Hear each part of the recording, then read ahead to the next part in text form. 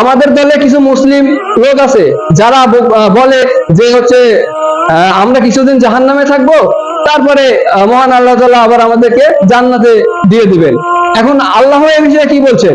মহান আল্লাহ তাআলা বলছেন সূরা বাকারা আয়াত নাম্বার 80, সেখানে বলছেন যে তারা বলে আমরা কিছুদিন মাত্র জাহান্নামে থাকবো, এরপরে আমরা জাহান্নাম থেকে জান্নাতে চলে যাব, মানে জাহান্নাম থেকে বের হয়ে যাব।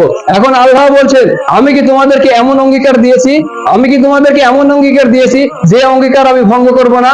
এখন আল্লাহ তাআলা এখানে এইভাবে বোঝাচ্ছেন যে আমি তোমাদেরকে তো এরকম অঙ্গীকার দেয়নি, কারণ সেই সময়কার ইহুদিরা বলছিল যে আমরা 40 দিন কেবল মূর্তি পূজা করেছি, 40 দিন জাহান্নামে থাকবো। এখনকার মুসলিমরা যেভাবে বলে যে আমরা কিছুদিন জাহান্নামে থাকবো তারপরে জান্নাতে যাব, তো ওই ইহুদিরা বলেছিল যে আমরা 40 দিন মূর্তি পূজা করেছি, 40 দিন কেবল জাহান্নামে থাকবো। তখন আল্লাহ বলল আমি তো তোমাদেরকে এরকম ওয়াদা দিয়েছি যে তোমরা কেবল 40 দিন জাহান্নামে থাকবে? কখনোই না। তাহলে আপনি চিন্তা করুন, আমরা যে বলি যে আমরা কিছুদিন জাহান্নামে থাকার পরে জান্নাতে যাব, এটা সম্পূর্ণ ভুল ধারণা। আপনি তখনই জান্নাতে যেতে পারবেন জাহান্নামে যাওয়ার পরে যদি আপনার মধ্যে কোনো শিরক না থাকে।